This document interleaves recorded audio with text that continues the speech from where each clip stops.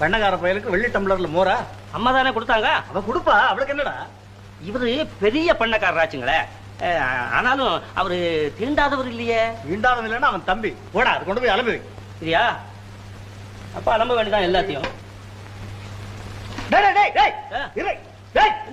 என்னடா இது நோட்? ஐயோ நோட்டெல்லாம் இது பண்ணக்காரர் தொட்டது திருட்டு.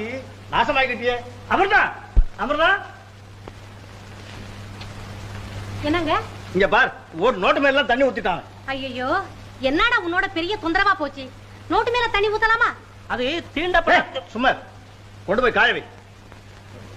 சாமி கும்பிடுறேனுங்க. என்னடா?